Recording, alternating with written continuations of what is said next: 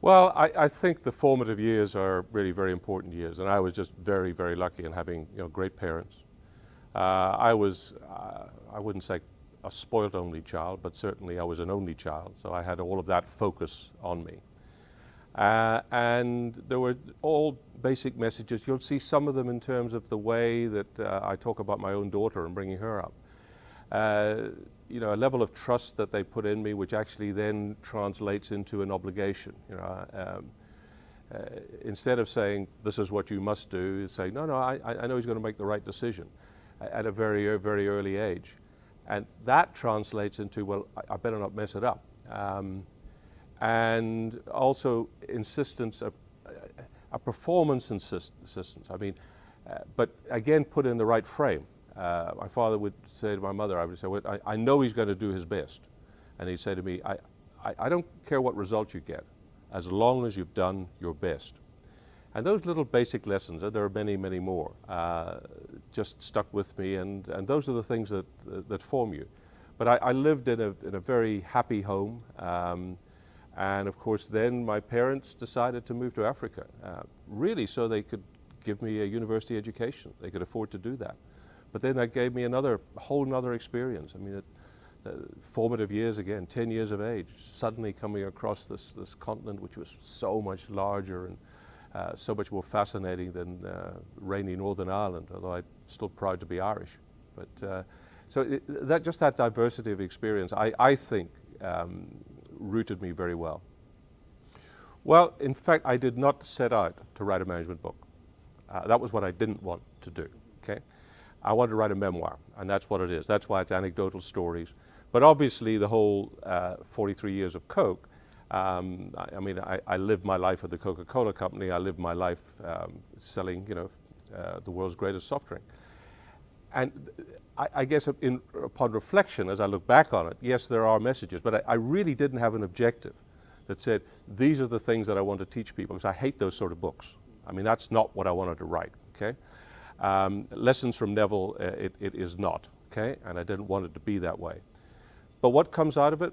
I think some very simple things, because I really think that the basic, simple precepts are very, very important ones. I go back to what I said earlier about, you do your best, right? But the other one that come out of it, and I think you'll see that in terms of how I enjoyed my 43 years, is never do something, certainly for any period of time, that you don't enjoy doing. Life's too short. And I think I say it in the book that if someone were to say to me right now, okay, roll everything back and we'll give you your life and your career all over again, what would you do? I'd say, well, you know what? Knowing that there are ups and downs and what have you, I'd do it all over again. So that to me, if you're going to be successful, you really need to enjoy what you're doing. You need to have a passion for it. And if you haven't got that,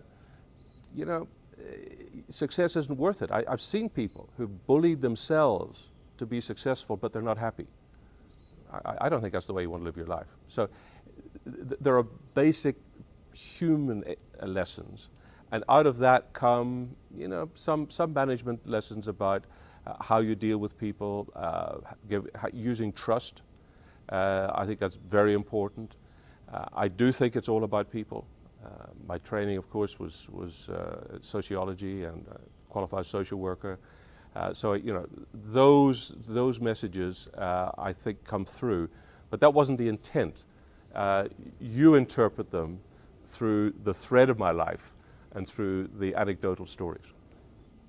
Oh, I don't think less impatient. And I think these things are all circumstantial, and the company was clearly in a difficult situation.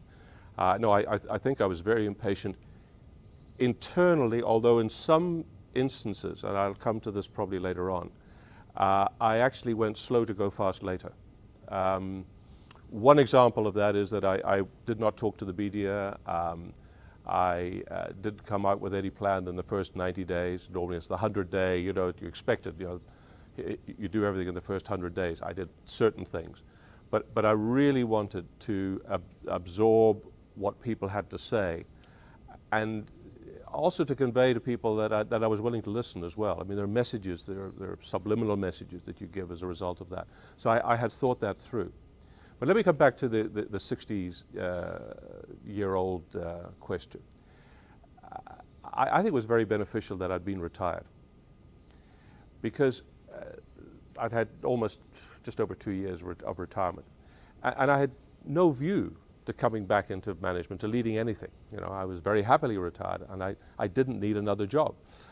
Very well settled in Barbados. What it did was it gave me a relaxed perspective in terms of mapping out what I wanted to do. And, you know,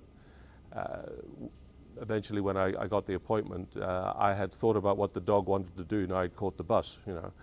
And that I think is very unusual, because normally you get elevated. You're either brought in from outside, so you don't know the company, you don't know the culture. That's very difficult, because you're trying to put your stamp on it, okay? But you really don't know the inward workings, the psychology of the people in the business. I had that, so I could come in with that. But then if you're promoted internally, you've been you elevated above your peers. It's much more difficult. I didn't have that. I was being brought in to do a turnaround, and I was very comfortable coming in that I had the ability to understand what I was letting myself in for. Now, was I nervous? Of course I was. Was I apprehensive? Of course I was. It was a huge task, and I remember a number of people, including my wife, saying, "So what happens if you fail?" And my answer was, "I'm not going to fail." But right inside me, I knew that was still possible. Well, I don't think it's completely turned around. Muhtar's taking it to the next level, my successor. I think it's a 10-year job, and I did half of it in the 5 years. So that's the first point. I left a lot still to be done. I don't think that there are maybe that many universal lessons, or I don't think there's a template that you can take and you can put into every situation, because you'll hear me use the word situational, and therefore every situation differs. You know, I'm on the board of General Motors. There's a major cultural turnaround there. The history is different. The situation is different. There are commonalities. I could come back to that in a second. But to go back to Coca-Cola, it was very clearly my view that there was still, first of all, we had the brand Coca-Cola. And that is a unique brand. And there is an affinity that people working in the company have for the brand. Some people had fallen out of love with it, yes. But most people were desperate to see it actually really resuscitated. So there was not just a kernel here, there was something that was massive here to tap into. I also had a belief that the people within the business actually understood what was wrong. And if you want a universal lesson, I think that senior management fools itself very often. You know, we suddenly say, I've discovered what's wrong. And people lower down the hierarchy say, well, that wasn't very smart. We knew that 2 years ago. You know, what took you so long? So I thought that was there, and what I decided to do, which is really what the manifesto was all about, was actually to use the people to unleash the power that I thought was there. Now that was a risk. Was it there? Because I knew there were people who weren't going to make the cut, and I made some changes. But you have to start with that whole trust element. And you talk about power.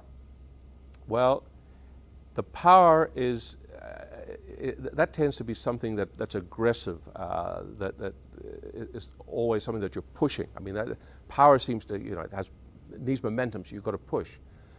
To me, power is actually unleashing the power that is within the organization, if it's there. And I think it was there with Coke, and I think we proved that it was there in terms of unleashing the brand passion that was there, which was passion for the company, to then actually re-engineer what we were trying to do. That also takes time, and that was why I went back earlier to saying that I took time, and I was criticized that it wasn't happening fast enough. And you'll see in the book Gary Fayard, who's still the chief financial officer, say that, you know, it took him about 18 months to really buy into that. And he's brutally honest. But here's one of my key people, and he's sitting back there saying, "Well, should it be moving faster?" And I'm holding back. So there are all sorts of tensions within that. So maybe the other lesson is you do need to have, and that was what I was able to have coming in at 60, coming in from being retired for 2 years, a perspective, looking in from outside. I had a plan which maybe was in the back of my head as much as I probably couldn't have articulated as well as I can in retrospect, but a clear plan about what I wanted to do, and also about prioritizing what I needed to do. And the impact has had in redirecting the company's energy.